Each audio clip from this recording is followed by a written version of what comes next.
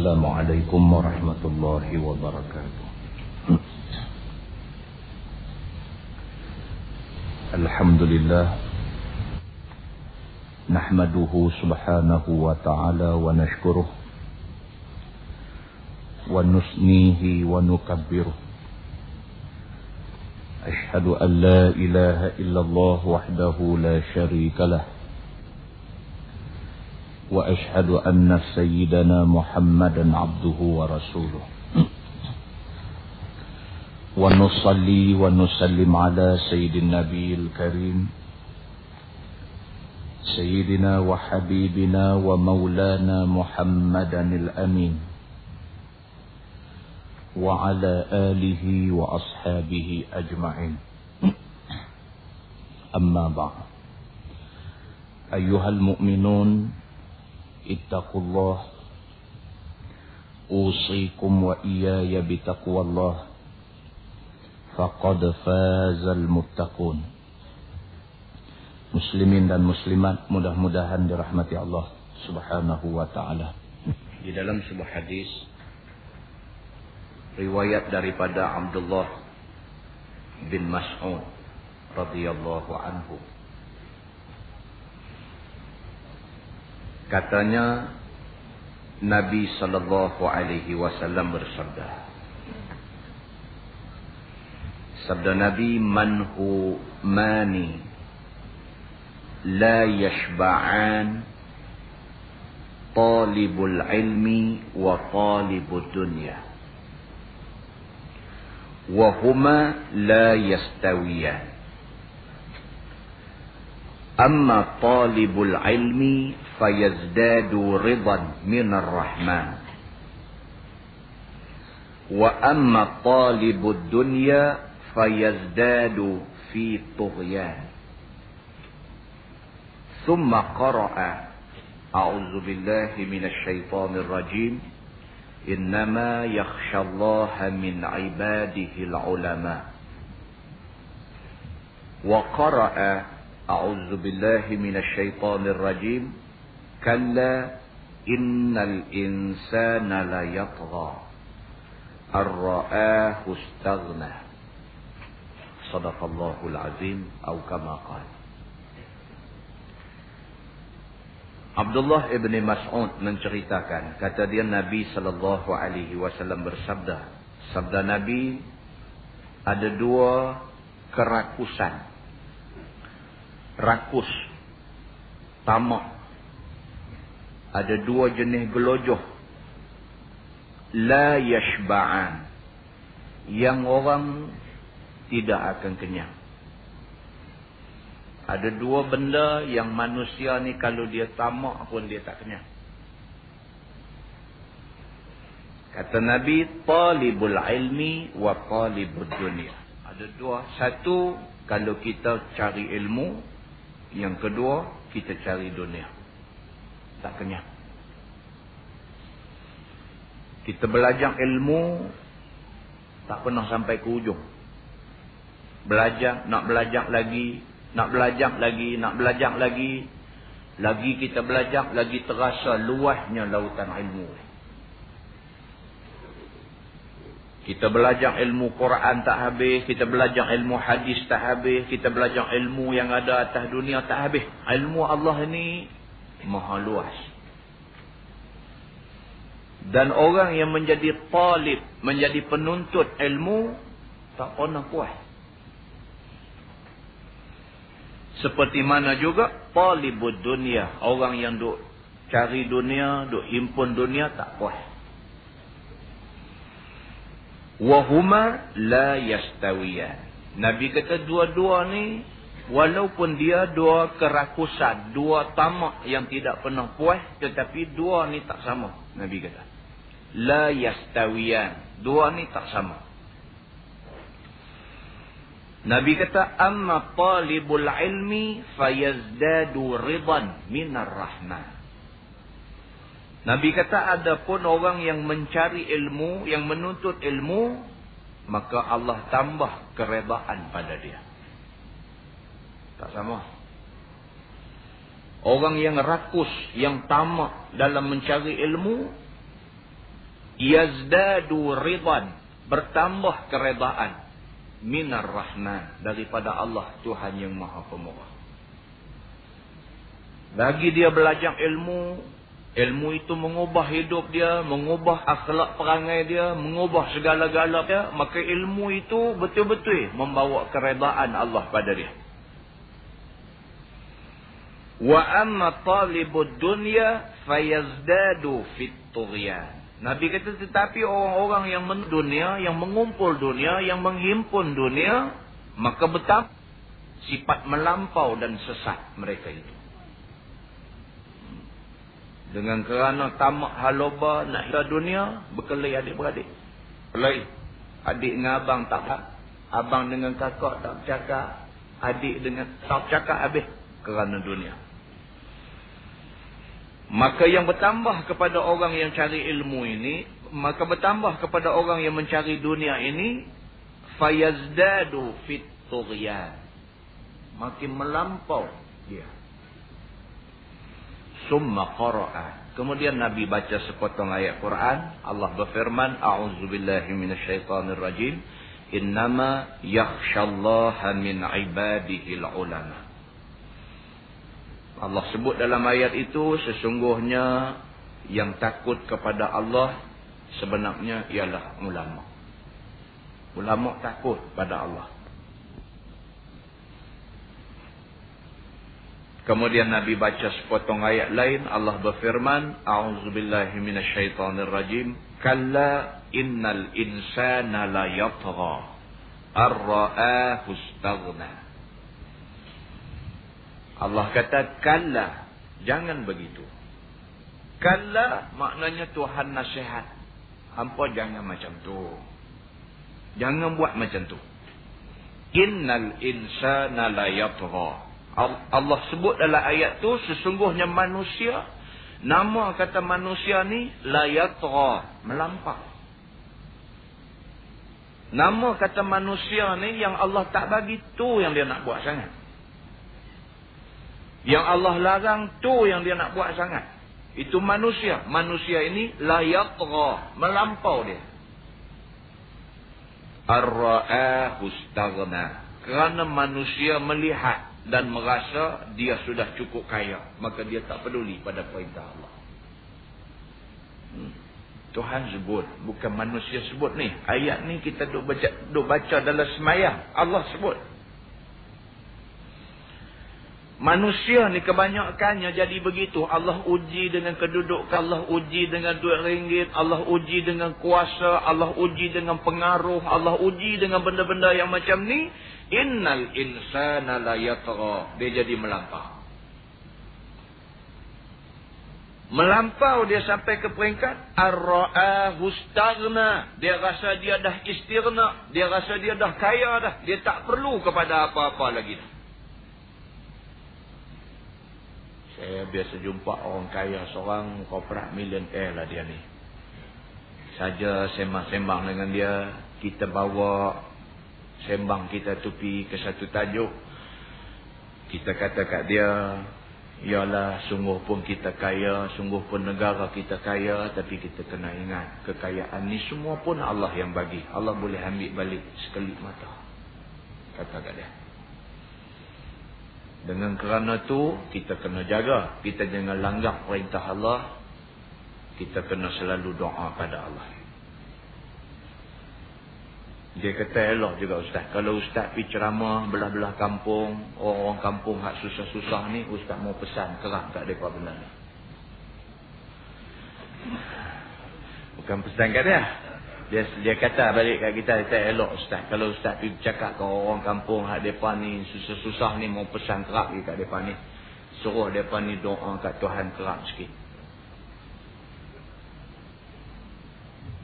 Kita pun jadi terkejut lah. Kita tujuan nak habaqkan dia. Dia kata tak betul. Dia kata mereka ni kadang-kadang Ustaz, dia kata susah. Kita nak ubah attitude mereka ni. Kita nak ubah sikap mereka ni. Susah. Mereka ni miskin. Tapi tak mau nak usaha bagi jadi kaya. Tak mau nak usaha bagi jadi senang. Dia kata Ustaz mau pergi habaq kat mereka ni. Mau usaha lebih sikit. Mau doa kat Tuhan. Bagi Tuhan bagi. Dia ar-ra'ahu istaghna. Dia rasa dia dah okey. Dia dah kaya dah. Dia dah cukup dah. Doa apa lagi? Hak dia nak semua dah. Apa yang kita nak? Dia tanya yang tu. Apa yang kita nak? Yang kita duk kerja susah payah ni pasal apa? Kita nak apa? Nak duit. Yang dah pencen dah pergi minta kerja lagi ni pasal apa? Pasal duit lah. Secara jujur kita bercakap. Secara jujurnya orang yang dah pencen pergi minta sambung kerja lagi ni pasal apa? Pasal duit. Saya tu.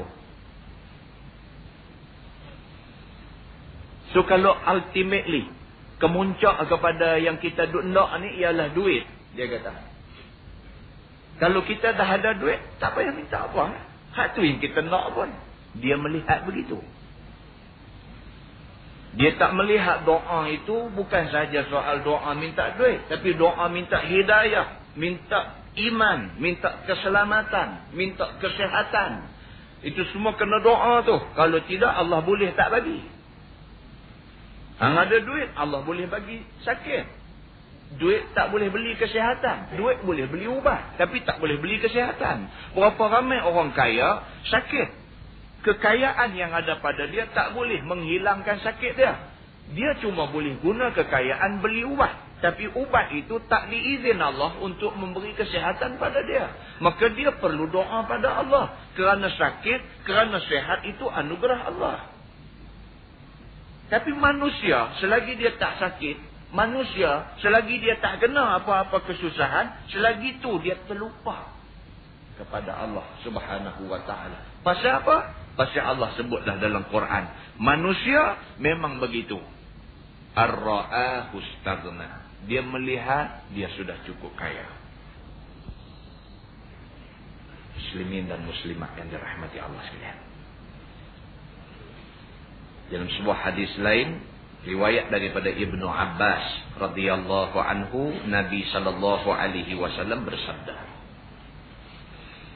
Nabi kata, likulli syai'in syarafun wa inna ashrafal majalis mastuqbila bihil qiblah.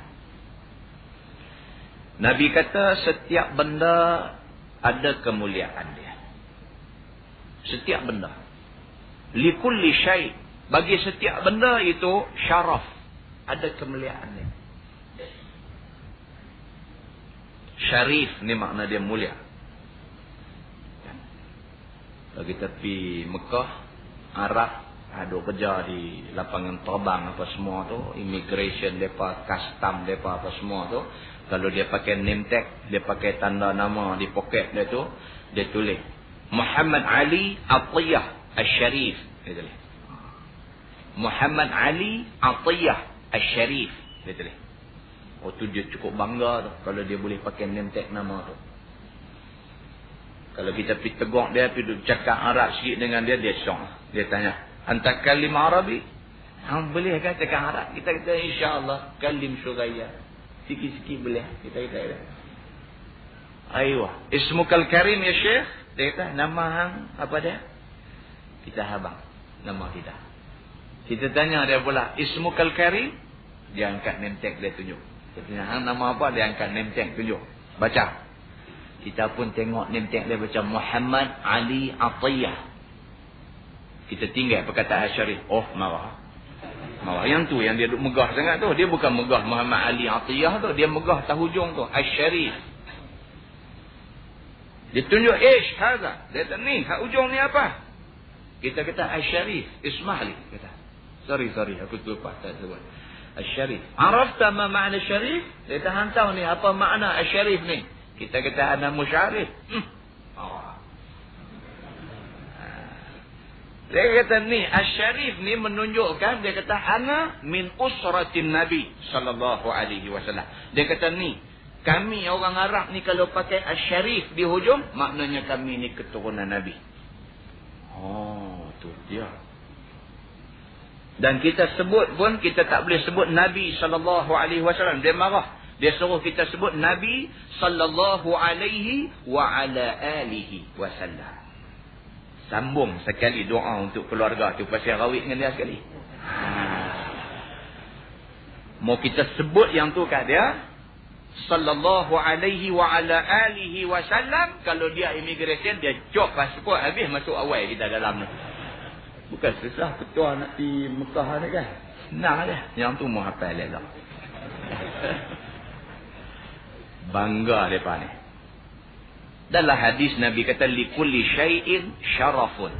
Bagi setiap sesuatu itu ada syaraf, ada kemuliaan dia. Wa inna asyrafal majalis mastuqbila bihil qiblah. Nabi kata, dan sesungguhnya majlis yang paling mulia ialah majlis yang hati kita menghadap kepada Allah, menghadap kepada qiblah. Majlis ilmu ni, majlis ilmu ni hati kita menghadap Allah. Al-qiblah itu simbol kepada Allah Subhanahu wa taala, Tuhan yang Maha Besar. Orang tanya Baitullah ni makna apa Ustaz? Kita kata maknanya rumah Allah. Oh, Allah duduk situ kan? Kita dah. Tapi Islam nak membawa umat dia kepada satu arah, maka kiblat dipilih untuk dijadikan arah umat Islam menghadap. Itu saja. Katalah ditakdirkan jadi perang dan sebagainya esok ni, mereka pergi repih ambil buang Kaabah tu, pergi bubuh di New York. Kita masa tu semayang nak menghadap mana? Adakah nak menghadap Ain Kaabah, bangunan Kaabah yang ada di New York? Dah. Kita tetap kena menghadap tapak asal Kaabah tu. Kalau ditakdirkan jadi begitu. Tapi tak akan jadi begitu. Maknanya, itu jawapan kepada orang yang kata orang Islam sembah rumah tu, sembah ketua batu tu. Tak, kita bukan sembah tu. Kita disuruh oleh Allah menghadap ke satu arah sebagai simbol kepada solidariti, simbol kepada perpaduan umat Islam. Hang duk di bumi mana pun menghadap satu arah, perpaduan umat Islam. Kalau Kaabah tu dicabut boh di negeri lain pun, kita tetap menghadap ke situ juga. Kita tak ikut di mana tempat baru diletakkan Kaabah. Benda ni sudah dibahaskan oleh ulama muslimin dan muslimat yang dirahmati Allah sekalian. Maka sebaik-baik majlis ialah majlis yang hati kita menghadap Allah Subhanahu wa taala, kata Nabi sallallahu alaihi wasallam. Jadi kita bersyukur kepada Allah. Allah pilih kita untuk duduk dalam majlis yang sebaik-baik ini. Mudah-mudahan majlis ini memberi peringatan kita kepada Allah Subhanahu wa taala. Mudah-mudahan mukadimah itu memberi manfaat kepada kita semua, insya-Allah. Kita menggunakan kitab Muhimmah. Muhimmah pada ilmu hadis. Kita sampai di muka surat 34. Muka surat 34 kita sampai di bawah tu, dia kata ini suatu tanbih pula. Pada malam ini dia nak tengok satu cerita baru. Kata dia ini suatu tanbih pada menyatakan tahajur dan tasyamun. Tahajur ataupun tasyamun membawa maksud pulau memulau. Kita pulau kawan kita, kita tak bercakap dengan dia. Mereka pulau kita, mereka tak mau nak berhubung, nak bergaul dengan kita. Dia panggil tahajur ataupun dia panggil tasyamun. Telah mengeluarkan oleh Ahmad dan Tabrani daripada Nabi SAW. Bahawa sesungguhnya sabda ia, tiada halal bagi seorang Muslim meninggalkan ia akan bertutur akan saudaranya yang Islam itu lebih daripada 3 hari. Itu asas apa yang kita nak cakap pada malam ini. Apa yang kita nak cerita pada malam ini ialah soal kita tak mau bercakap dengan satu orang sahabat kita lebih daripada 3 hari. Maka perbuatan itu adalah satu perbuatan yang amat tidak disukai oleh Allah Subhanahu wa ta'ala. Satu benda yang kita nak kena ingat ialah Islam ini adalah agama berbaik-baik. Itu asas kepada agama Islam. Asas kepada agama Islam ialah berbaik-baik dan tidak ada buruk sangka. Itu asas kepada agama Islam. Sehingga kan Nabi SAW sendiri dikelilingi oleh sahabat-sahabat yang mempunyai rekod yang berbagai-bagai sebelum mereka masuk Islam. Di kiri kanan Nabi, Sayyidina Umar Al-Khattab, satu orang samsing besar, satu orang penagih arak yang cukup kuat sebelum Islam. Nabi SAW menerima Sayyidina Umar Al-Khattab bukan selepas seminggu, bukan selepas 2 minggu, bukan selepas sebulan, bukan selepas setahun dia masuk Islam. Tapi Nabi terima Sayyidina Umar Al-Khattab hari pertama dia masuk Islam. Nabi terima dia dengan hati yang cukup bersih. Walhal Nabi bukan tak tahu siapa Umar Al-Khattab. Walhal Nabi bukan tak tahu rekod lama Umar Al-Khattab. Tetapi apabila Umar Al-Khattab menyatakan keislaman dia di depan Nabi, Nabi terima dia tanpa sikit pun prejudis pada dia. Nabi terima dia dengan hati yang suci bersih. Maka itulah asas. Itulah asas kepada Islam yang kita mengaku sebagai agama kita pada hari ini. Sebab dalam Quran Allah Subhanahu wa taala berfirman, a'udzubillahi minasyaitonir rajim, wa'budullaha wa la tusyriku bihi syai'a. Wa bil walidaini ihsana. Wa bidzil qurba wal yatama wal masakin wal jari dzil qurba wal jaril junubi was-sahibi bil janbi wabnis sabil wa ma malakat aymanukum. Sadaqallahul azim. Itu ayat Quran tu. Allah sebut dalam ayat itu, kata dia wa'budullah, sembahlah Allah. Ayat Quran ni kalau kita baca, kalau kita teliti, kita boleh rasa zuk, kita boleh rasa satu keajaiban, satu rasa yang dalam diri kita. Allah Subhanahu wa taala bukan saja dia perintah kita cara kasar, bahkan Allah Subhanahu wa taala semacam pujuk kita, seakan-akan membelai kita. Dia suruh kita dengan cara yang cukup lembut, wa'budullah, hendaklah kamu sembah Allah. Wala tusyriku bihi syai'a, jangan sekali-kali kamu syirik sesuatu pun dengan aku.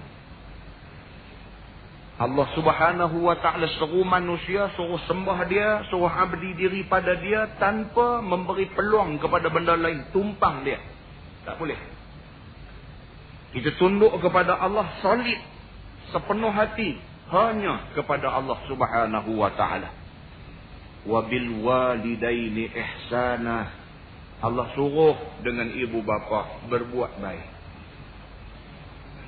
Wa bidzil qurba, Allah Subhanahu wa ta'ala ingatkan kita dengan adik-beradik buat baik. Wal yatama, dengan anak yatim buat baik. Hari ini depa anak yatim, tidak mustahil minggu depan anak kita jadi anak yatim. Hari ini dia anak yatim, tidak mustahil bulan depan cucu kita jadi anak yatim. Maka Allah Subhanahu wa ta'ala ingatkan kita, wal yatama, dan anak yatim buat baik. Wal masakin, dengan orang miskin buat baik. Wal jari dzil qurba, dengan jiran yang dekat buat baik. Wal jaril junub, dan jiran yang jauh buat baik.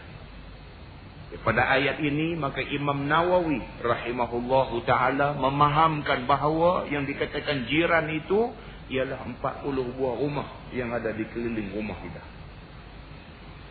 Yang semua mereka ini perlu kita buat baik. Wabnis sabil, disuruh kita buat baik kepada orang yang berada pada sabilillah. Orang yang berada di dalam musafir kerana Allah. Wa ma malakat aymanukum, dan juga kepada hamba-hamba yang dimiliki. Itu asas agama Islam. Asas dia apa? Buat baik.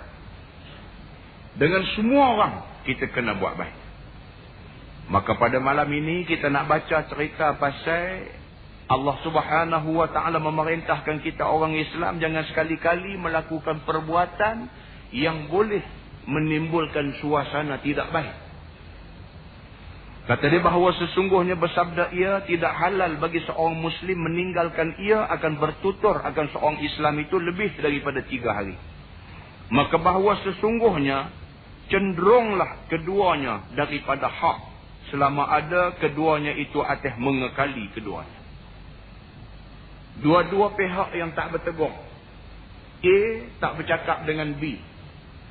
Selagi mana salah seorang tidak cuba buat baik, maka kedua-duanya cenderung daripada kebaikan, cenderung daripada kebenaran. A dengan B tak bertegur. Seminggu dah tak bercakap. Maka kedua-dua A dan B yang tak bercakap ni, kedua-duanya sekali berdosa. Bahkan mereka menyimpang daripada hak dan kebenaran. Baik, kata dia bermula awal-awal keduanya itu kembali kepada suluh. Suluh maknanya kebaikan. Awal-awal kedua-duanya kembali kepada kebaikan, nescaya adalah yang terdahulu kembali itu akan kafarah bagi dosanya. Orang yang mula-mula sekali dia anggap baik di sisi syarak ialah orang yang mula-mula sekali mencetuskan semula persahabatan di antara mereka berdua. Kata dia, dan jika ia memberi salam, maka tiada menerima dan menolak ia atas salamnya, maka nescaya mengembalikan atasnya oleh malaikat dan mengembalikan atas yang lainnya itu oleh syaitan. Bila A dan B tak bercakap, kawan yang baik ialah kawan yang mula bagi salam. Dan apabila kawan ni mula bagi salam, kawan sana tak mau jawab salam, maka kawan yang bagi salam itu dia kata bersama malaikat, dan kawan yang tak mau jawab salam itu bersama syaitan. Malam ni juga kita kena cek balik diri kita, ada tak ada kita tak bercakap dengan siapa-siapa. Kalau ada, balik bagi salam. Pergi rumah dia, kau lewat dah, telefon pergi dia. Assalamualaikum, kata dia. Dia kata, Waalaikumsalam. Siapa ni? Ni kawan tak cakap banyak hari dah. Kata. Dia kata, seme'eh kah? Tak silap dah, kata dia. Dia letak ke dekung, kata. Maka dia bersama syaitan. Kita dah suar dah. Kita dah suar tangan nak berbaik-baik dengan dia, dia tak mau. Maka dia kata di sini, maka orang yang menolak itu adalah orang yang dipengaruhi syaitan.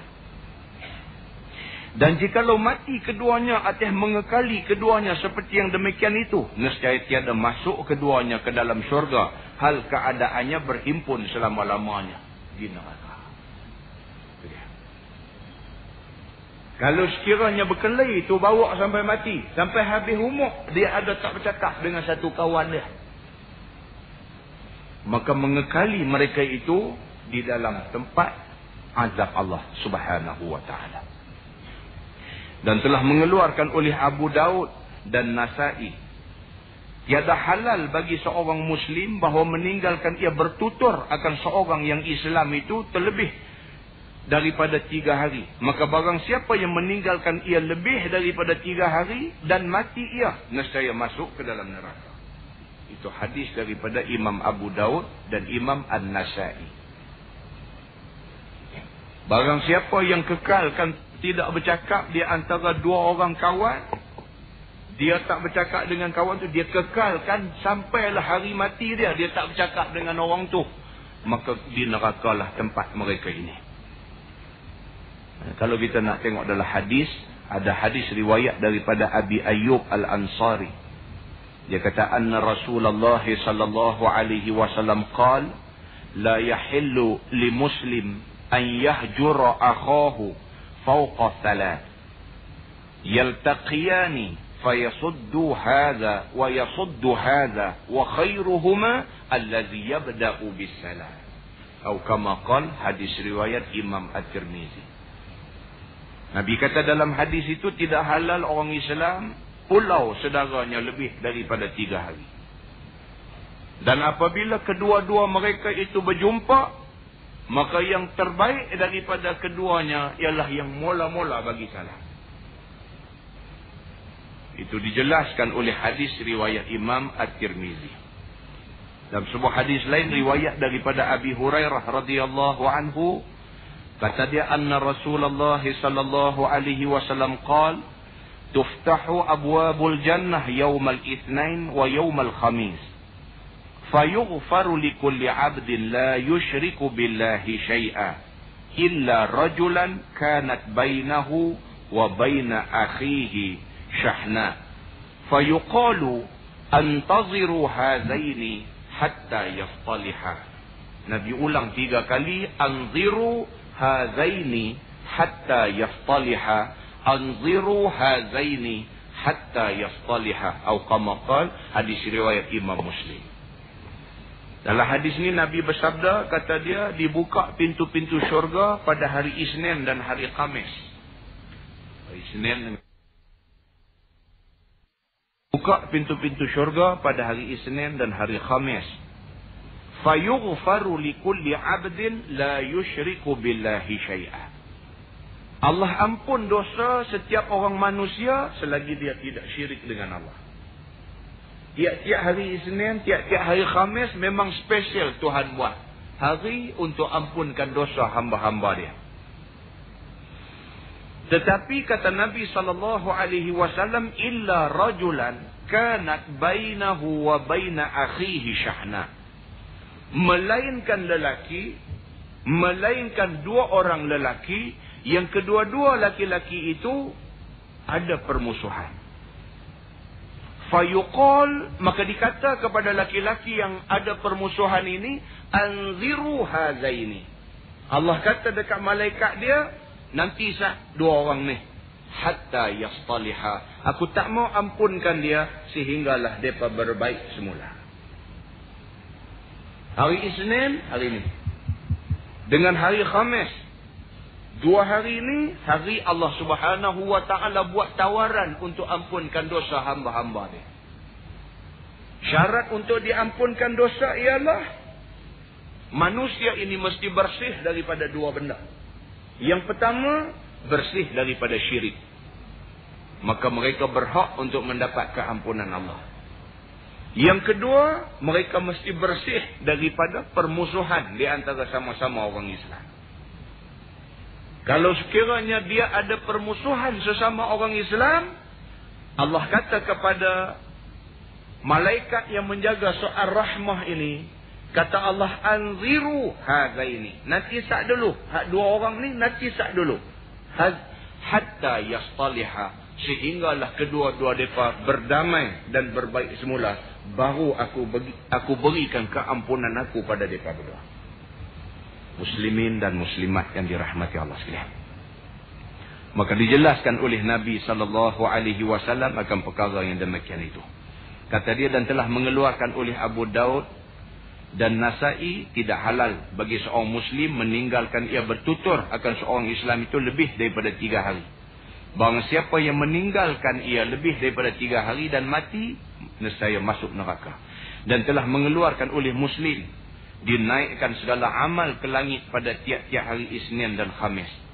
Maka mengampun Allah Azza wa Jalla yang demikian hari itu bagi orang yang tidak syirik dengan Allah akan sesuatu, melainkan orang yang ada antaranya dan antara saudaranya itu berdengki-dengki.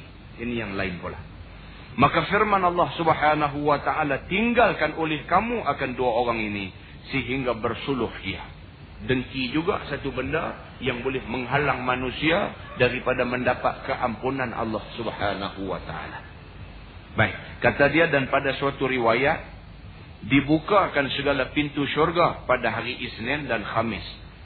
Maka diampun bagi tiap-tiap hamba yang tiada syirik dengan Allah akan suatu, melainkan seorang laki-laki yang ada antara saudaranya itu berdengki-dengki.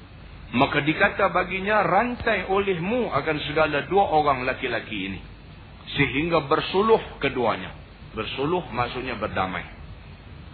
Ketahuilah olehmu bahawa sesungguhnya meninggalkan berkata-kata akan saudara yang Islam lebih daripada 3 hari itu haram. Haram. Ini semua susah kita. Jenis berkelahi tak bercakap ni pun kerja kita. Kemudian jenis dengki ni pun kerja kita. Ni semua nak jadi punca kita tak dapat keampunan Allah Subhanahu wa taala, dan syirik juga kerja kita. Tiga-tiga benda yang menjadi penghalang kepada Allah Subhanahu wa taala untuk keampunan dia turun dekat kita ada pada kita. Masyarakat Melayu dengan syirik ni, Allahu akbar, Allah yang mengetahui. Bak percaya bomo ni habis. Cerita bab percaya bomo ni main mengaji sampai lekang kulit kitab pun duk pi juga kat bomo ni. Nak kata tak reti, tapi tak apa yang nak buat. Dia nak pi juga. Pasal benda tu dah sebati elok dah dengan dia. Maka dengan kerana dia menghadiri nujum yang dilakukan oleh bomoh itu, maka dia sudah syirik dengan Allah. Allah Subhanahu wa ta'ala bukan sahaja marah pada dia kerana syirik, bahkan ditahan ibadat dia selama 40. Allah sahaja yang mengetahui 40 tahun, 40 bulan, 40 hari atau 40 berapa tak tahu. Wallahu a'lam. Maka manusia yang nama Islam ini, manusia yang namanya serupa nama orang Islam ni, tak boleh nak elak diri daripada syirik. Dan manusia yang bernama Islam juga seolah-olah tak boleh lari daripada dengki. Hatta di kalangan alim ulama juga ada dengki. Hatta di kalangan tok-tok guru juga ada dengki. Hatta di kalangan sama-sama buat kerja untuk Islam juga ada dengki. Hatta di sama-sama golongan yang mengharapkan keredaan Allah juga ada dengki. Maka demikianlah manusia seolah-olahnya tidak boleh lari daripada sifat dengki ini. Sehingga akan dikatakan orang yang berdengki di antara satu sama lain itu diperintahkan supaya dirantai sahaja mereka itu, sehinggalah mereka berdamai di antara keduanya. Kata dia, ketahuilah bahawa sesungguhnya meninggalkan berkata-kata sesama orang Islam lebih pada 3 hari itu haram. Haram maknanya berdosa. Tetapi telah berkata oleh beberapa jamaah daripada ulama bahawa sesungguhnya ia daripada dosa yang besar, melainkan kerana uzur syar'i. Yang ni dia nak bagi tahu pengecualian. Dibenarkan kita pulau, dibenarkan kita tak bercakap dengan satu orang itu dengan kebenaran yang syar'i, kebenaran yang dibenarkan oleh syarak. Apa dia? Seperti bid'ah atau fasik, dan jikalau ada tersembunyi sekalipun. Kita dibenarkan pulau tak berteguh dengan satu hamba Allah tu kalau sekiranya dia satu orang pengamal bid'ah yang sesat. Kalau sekiranya dia satu orang yang fasik, yang semua orang kenal kefasikan dia, maka kita boleh tunjuk kita tak suka dekat dia, kita tak mau bercakap dengan dia kerana fasik yang diketahui oleh umum masyarakat. Fasik teruk. Kalau masyarakat semua kata dia baik, tiba-tiba kita tak bercakap dengan dia, yang tu tak boleh. Tapi kalau semua masyarakat pun kenal dia fasik, tak boleh tinggal arah misalnya. Satu orang yang mudimul khamr, satu orang yang mengekalkan arak dalam hidup dia. Bukan orang cerita, bahkan siapa pun kalau nak tengok dia minum arak boleh pergi tengok. Senang-senang kita boleh tengok dia minum arak, senang-senang kita boleh jumpa dia dalam keadaan mabuk. Maka orang yang macam ini dianggap orang yang fasik. Maka orang yang macam ini kalau dipulau oleh orang Islam tidak jadi salah. Dia kata bermula babitnya itu bahawa manakala kembali kepada membaiki bagi agama si hajir atau si mahjur, nescaya harus ia. Dan jika tiada seperti yang demikian itu, maka tiadalah harus ia. Kita boleh pulau dia sehinggalah dia berubah, kembali kepada hidup sebagai orang Islam. Maka barulah kita bergui balik dengan dia. Maka itu tidak salah. Yang ni dalam fiqh dia panggil lita'dib, dia panggil. Kita pulau dia untuk ajak dia, untuk bagi dia reti bahawa kita tak berkawan dengan dia bukan kerana apa? Bukan kerana muka dia huduh, bukan kerana dia miskin, Bukan kerana keduniaan, tapi kita tak kawan dengan dia kerana dia mencemarkan agama. Maka kita pulau dia. Lah ni ramai. Lah ni ramai. Tulis dalam majalah bukan-bukan. Menghina Islam. Mencabar Islam dan sebagainya. Lah. Muslimin dan muslimat yang dirahmati Allah sekalian. Ini yang kita duk baca pada hari ini. Dia kata ini suatu muhimmah. Muhimmah makna benda yang penting. Yang ditakut atas segala orang yang memutuskan akan segala keluarganya. Maka yang demikian itu sebab bermarah-marahan. Dan sebab berkelahi-kelahian. Dan sebab bersakit hati. Bertambah pula hasad, yakni dengki berdengki. Maka sekalian yang tersebut itu dosa yang besar. Lagi kena murka Allah subhanahu wa ta'ala dan laknatnya. Hak tak boleh ni ialah kalau sekiranya kita pulau keluarga kita. Kita pulau orang Islam, pasal apa? Bila diselidik-selidik, punca kita pulau dia, punca kita tak bertegur dengan dia kerana marah aja. Marah kerana kambing dia tak tambah mai makan pokok kerapole kita. Tu saja punca yang kita tak bercakap dengan dia, maka itu haram hukumnya. Bila diselidik-selidik tengok apa punca yang kita tak bercakap dengan dia. Punca dia kerana berkelahi di antara kita dengan dia. Kelahi dengan sebab-sebab yang tertentu. Dengan sebab-sebab dunia. Ataupun bila diselidik, diperiksa tengok, sebabnya ialah sakit hati aja. Bukan ada satu sebab yang dibenarkan oleh syarak. Cuma sakit hati aja. Pasal apa? Pasal tengok dia tambah rumah besar pada rumah kita. Sakit hati. Dah sakit hati, pergi buat cerita ke orang lain. Tu yang tambah tu dia rasuah tu. Tu cerita dia. Bila cerita tu pusing balik mai kat kawan tambah rumah ni, marah lah. Rasuah apa nama? Yang aku duit sip duit gaji abang pembesar rumah, dia pergi tuduh kata aku makan rasuah. Itu ceritanya. Jadi akhirnya jadi berkelahi sampai tak bertegur.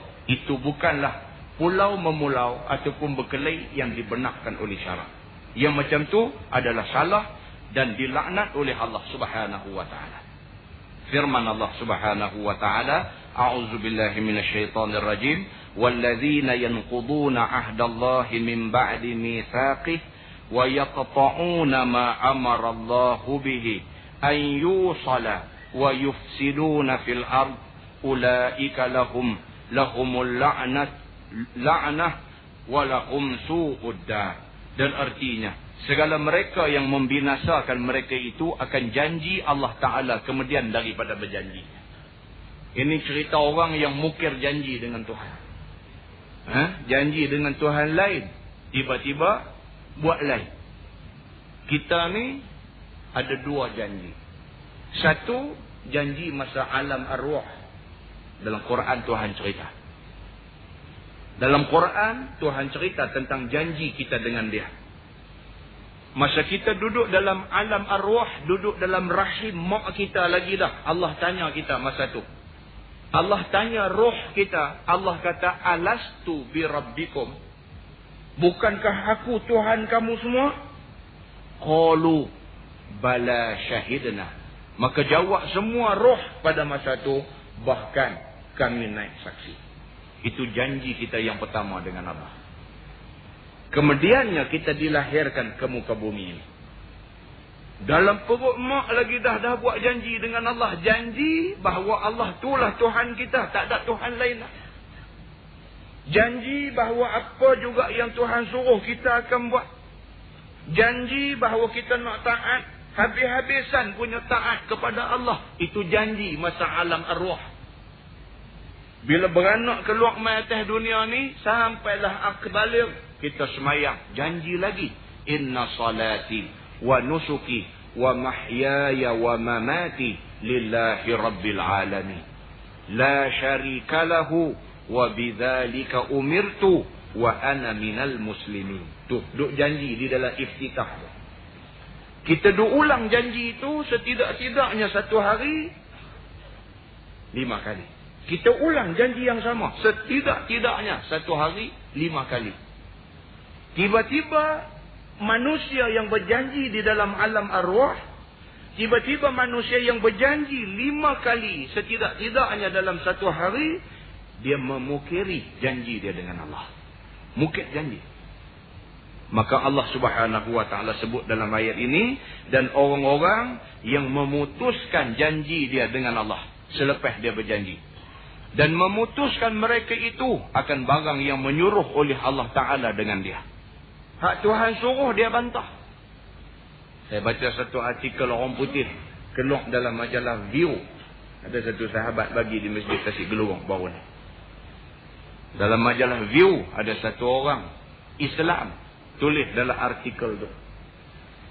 Dia kata apa nak jadi? Apa yang akan jadi pada Malaysia ni? Dia kata. Daripada sehari ke sehari dia kata nampak seolah-olah Malaysia ni dipimpin oleh Taliban. Dia kata. La ilaha illallah. Tulis dengan bahasa orang putih dia. Apa nak jadi ke Malaysia ni? Daripada sehari ke sehari nampak makin teruk ni. Macamlah dipimpin oleh Taliban. Taliban. Asal-asal dia. Taliban. Orang Melayu buh jadi Taliban. Mujuk dia tak tulis Parikban aja. Kan? Dia kata hari ni pakai pakaian pelik sikit. Pakai pakaian pelik sikit. Dah diseret ke mahkamah dan dijatuhkan hukum. Dia kata, hari ni. Ke depan esok, dia kata tak ada dah. Orang boleh pergi mandi di swimming pool. Dan yang paling dia takut sekali, sukan Commonwealth. Sukom. Tak akan boleh dijalankan di Malaysia. Pasal apa? Dia kata pasal Malaysia ke depan esok akan kuasakan undang-undang. Laki-laki kena pakai seluar panjang. Perempuan kena pakai head cover. Dia kata. Makna kata, kita ni nampak duk tuju jalan tak betul lah. Dia kata. Tolonglah dia kata. Dia tulis tajuk di situ. Religion. Where is the beautiful of Islam? Where is the beauty of Islam? Di mana cantik Islam ni? Dia kata. Kalau ini undang-undang yang ada. Tulisan itu menggambarkan jahil murakabnya penulis itu. Itu dia. Tak nak abang bagi lagu tu. Tak erti. Tak erti tapi nak buat cakap pandai tentang Islam. Maka akhirnya demikianlah jadinya. Muslimin dan muslimat yang dirahmati Allah sekalian. Kata dia bahawa menghubungkan dan membinasakan mereka itu di dalam bumi dengan beberapa bagai maksiat. Orang-orang yang jenis mukir janji dengan Tuhan ni, mereka ni lah yang akan jadi punca kepada segala maksiat dan kerosakan di atas muka bumi. Mereka ni lah yang akan jadi pencetus kepada segala bentuk kekacauan di atas muka bumi. Bila ada suara-suara nak membawa kepada kebaikan, maka mereka ni lah orang yang nak rongkai kebaikan itu. Bila ada tanda-tanda kita nak buat benda baik, maka mereka ni lah orang yang cuba sedaya upaya nak menggagalkan segala usaha kebaikan itu. Nampak cantik dah lah ni. Kita tengok langkah ke arah nak bagi elok ni ada. Bukan tak ada. Ada. Baik, dan firman Allah Subhanahu wa ta'ala lagi. A'udzubillahi minasyaitanirrajim. Wa tuqatti'u arhamakum. Ulaika allazina la'anahumullah. Fa'asammahum wa a'ma absarahum. Artinya, dan memutuskan mereka itu akan keluarga mereka itu. Maka mereka itulah yang dilaknat oleh Allah Subhanahu wa ta'ala. Ini ayat ni khusus untuk orang yang putih adik-beradik. Adik-beradik, adik dengan abang tak bertegur. Adik dengan kak tak bercakap. Maka mereka ini orang yang dilaknat Allah. Maka mentulikan Allah Ta'ala akan mereka itu. Allah bagi telinga mereka jadi tuli pekak di hari akhirat esok. Dan membuta ia segala penglihatan mereka itu. Dan telah mengeluarkan oleh Bukhari dan Muslim di dalam sebuah hadis.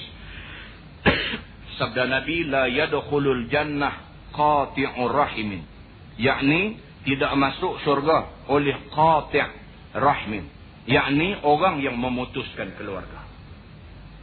Nabi bersumpah dalam hadis dia, orang yang putih adik-beradik tidak akan masuk syurga. Dan telah mengeluarkan oleh Tabrani daripada Jabir telah berkata ia, telah keluar atas kami Rasulullah sallallahu alaihi wasallam dan sekalian kami berhimpun semuanya. Maka sabda ia, hai segala orang yang muslimin, takut olehmu akan Allah Subhanahu wa taala dan menghubungkan olehmu akan keluarga kamu. Maka bahawa sesungguhnya tiada daripada pahala lebih segera daripada orang yang menghubungkan bagi keluarganya. Satu hari Nabi keluar di depan sahabat-sahabat dia, Nabi bercakap. Nabi kata apa? Nabi kata, wahai sahabat-sahabat aku, wahai jamaah Islam, dengar elok-elok. Tidak adalah pahala yang lebih cepat daripada pahala orang yang menjaga hubungan adik-beradik. Allah bagi pahala cukup cepat kepada orang yang menjaga adik-beradik dia. Dan takutlah sekalian kamu akan derhaka. Maka bahawa sesungguhnya tiada daripada seksa yang lebih segera daripada orang yang derhaka. Dan takut akan derhaka bagi dua ibu bapa. Maka bahawa sesungguhnya bau syurga itu didapat mencium baunya daripada perjalanan 1000 tahun. Nabi pesan pula, dia kata takutlah kepada perbuatan derhaka. Ingat, takutlah kepada Allah dengan menjaga diri kamu daripada derhaka. Jangan derhaka pada Allah. Jangan derhaka pada Rasul. Dan jangan derhaka kepada ibu bapa. Orang-orang yang melakukan penderhakaan tidak akan cium bau syurga. Sedangkan syurga boleh dicium baunya pada jarak 1000 tahun perjalanan. Baik. Kata dia, demi Allah, tidak dapat mencium akan dia orang yang derhaka bagi dua ibu bapanya. Orang yang mati dalam keadaan mak dia tak reda pada dia. Bukan sahaja tidak masuk syurga, bahkan tak boleh cium bau syurga. Dan pula tiada dapat orang yang memutuskan keluarganya dan kasih sayangnya. Demikian juga orang yang putus hubungan kekeluargaan. Maka dia juga tidak dapat mencium bau syurga. Dan tiada pula dapat mencium baunya oleh orang tua yang berbuat zina. Umur dah tua, dah lanjut dah, tapi masih lagi melakukan perbuatan zina. Maka orang-orang yang macam ini tidak akan dapat mencium bau syurga Allah Subhanahu wa taala. Dulu saya ada dah baca satu hadis. Hadis daripada Abi Hurairah radhiyallahu anhu. Kata dia, qala Rasulullah sallallahu alaihi wasallam, salasatun la yukallimuhumullahu yaumal qiyamah wa la yuzakkihim wa la yanzuru ilaihim wa lahum azabun alim. Syaikhun zanin wa malikun kazzab wa ailun mustakbir. Atau kama qala, hadis riwayat Imam Muslim. Nabi bersabda, ada 3 golongan manusia yang depa ni Tuhan cukup marah. Yang marah Tuhan pada depa ni digambarkan dalam beberapa peringkat. Yang pertama, Nabi kata Allah marah kepada 3 golongan ni, la yukallimuhumullah. Allah tak mau bercakap di hari akhirat esok. Allah tak mau bercakap langsung dengan mereka ni pada hari akhirat esok. Wala yuzakkihim. Bukan tak mau bercakap. Bahkan Allah Subhanahu wa ta'ala tidak akan bersihkan mereka daripada dosa. Tak mau bercakap dan tak mau bersih mereka daripada dosa. Tak cukup dengan tak mau cakap, tak mau bersih daripada dosa. Wala yanzuru ilaihim. Tuhan tengok pun tak mau. Cuba tengok peringkat Tuhan marah. Tak mau bercakap, tak mau bersihkan daripada dosa, tak mau ampun dosa, dan Allah tak mau tengok langsung mereka ni. Walahum azabun alim. Dan bagi mereka azab yang pedih. 4 peringkat Tuhan marah mereka ni. Siapa dia ni, golongan yang Tuhan marah sangat ni? Nabi kata yang pertama, syaikhun zanin. Orang tua yang berzina. Hari ni tuan-tuan boleh baca dalam utusan Malaysia 2 minggu lepas. Tu dia, satu muka surat. Tajuk dia Sumbang Mahram. Cerita perbuatan sumbang yang berlaku di kalangan mahram, adik-beradik yang haram nikah. Boleh tengok sendiri. Datuk memperkosa cucu. Berapa ramai ada dalam setahun. Tengok sendiri bapa memperkosa anak. Bapa tiri memperkosa anak tiri. Abang memperkosa adik. Jiran memperkosa jiran sebelah rumah. Dan sebagainya. Perbuatan yang cukup teruk. Tok Wan makan cucu, bapa makan anak, tiri. Subhanallah. Ini adalah satu perbuatan yang cukup cemar. Sehingga kan Allah subhanahu wa ta'ala cukup marah kepada golongan ini. Yang kedua, wa malikun kazzab. Pemerintah yang suka berbohong. Cakap bohong. 5 tahun sekali bohong orang. 5 tahun sekali bohong pula. 5 tahun pula bohong pula. Hidup dengan duk pemohong orang aja. Allah marah kepada pemimpin dan pemerintah yang macam ini. Dan yang ketiga, wa'ailun mustakbir. Orang miskin tetapi takabur. Sepatutnya miskin, dia tak boleh takabur. Sepatutnya orang miskin ni dia kena merendah diri, sedap diri miskin. Tetapi tak hak seorang ni. Miskin tapi menyombong ni Allah yang mengetahui. Maka golongan ini Allah cukup benci. Sehingga kan Allah tak mau bercakap dengan mereka. Allah tak mau tengok langsung mereka. Allah tak mau bersihkan mereka daripada dosa. Dan Allah sumbat mereka masuk ke dalam neraka yang sepedih-pedihnya. Muslimin dan muslimat yang dirahmati Allah sekalian. Maka dia beritahu dekat kita di dalam kitab yang kita baca ni, bahawa orang tua yang melakukan zina amat dibenci Allah subhanahu wa ta'ala. Dan tiada dapat pula orang yang menghela akan kainnya kerana kemegahan dan membesarkan diri. Jenis duk pakai kain labuh heret lantai ni. Berapa kali jumpa dah ni tajuk ni. Mereka duk tak mau pakai juga. Dia kata orang yang menghela kain, maksudnya pakai kain labuh. Dia duk takwil hadis tu pula. Dia kata yang Nabi kata Allah tak terima semayang orang yang pakai kain labuh ni kalau dia pakai dengan sombong. Dia kata kalau dia tak sombong tak apa. Tak pasal apa yang duk labuh tu? Orang tanya, pasal apa yang duk labuh tu? Dia kata saja. Tak boleh duk jawab saja. Bila Nabi SAW kata, ma asfala minal ka'baini minal izari fa finnar. Nabi kata. Maka apa yang labuh daripada kain yang dipakai semayang ni, maka itu bahagian api neraka. Mana bahagian kain yang melabuhi buku lali. Ka'bain makna dia buku lali. Maka itu bahagian api neraka. Mai hadis lain dia kata innallaha la yaqbalu salata rajulin musbil. Sesungguhnya Allah tidak terima orang yang semayang berkain labuh. Kita dah jumpa hadis ni pening lah kain tu, apa yang nak susahnya? Dah tak mau pening hidup tengah. Ini yang susah. Kita pasal apa? Kita apabila mendengar ilmu suka berdebat. Tidak suka beramal dengan ilmu itu. Berbeza dengan para sahabat Nabi. Para sahabat Nabi, ilmu yang mereka terima untuk diamalkan. Bukan ilmu itu untuk dicanang-canangkan.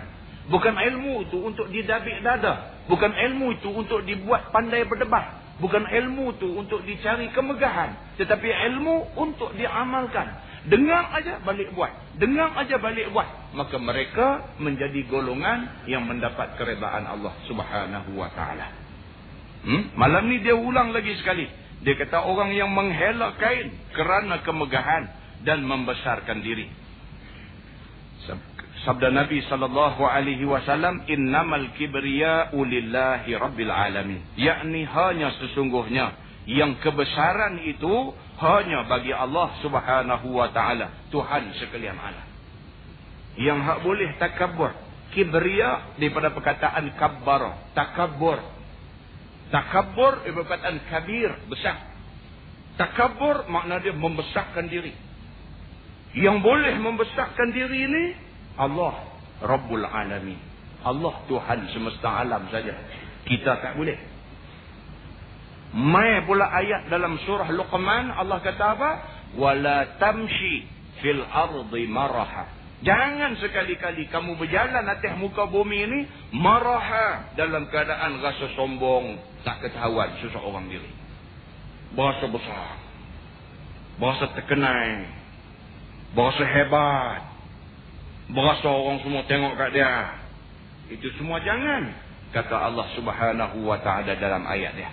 Pasal apa? Pasal sifat takabur, sifat kibriya, itu hanyalah sifat yang layak dimiliki oleh Allah subhanahu wa ta'ala. Dan tidak layak dimiliki oleh manusia. Dan telah mengeluarkan oleh Ahmad bahwasanya segala amal anak Adam itu didatangkan pada tiap-tiap hari Khamis malam Jumaat, maka tiada diterima amal orang yang memutuskan rahim. Dia kata telah datang satu hadis menceritakan bahawa Allah Subhanahu wa taala terima amal kita tiap-tiap malam Khamis malam Jumaat. Maka Allah Subhanahu wa taala terima amal manusia kecuali amal orang yang memutuskan silaturahim, maka tidak diterima di sisi Allah Subhanahu wa taala. Wallahu a'lam. Lepas ini kita sambung dan telah mengeluarkan oleh Asbihani. Wallahu a'lam. Mudah-mudahan apa yang kita kongsi sama-sama malam ni ada kebaikannya di sisi Allah Subhanahu wa taala. Mana yang terkasar, mana yang tersilap dan sebagainya, saya mohon ampun daripada Allah Subhanahu wa taala. Saya minta maaf daripada tuan-tuan semua. Sesungguhnya yang baik itu daripada Allah, yang tidak baik itu daripada silap saya sendiri. Aqulu qawli hadza wa astaghfirullahal azim li wa lakum. Assalamualaikum warahmatullahi wabarakatuh.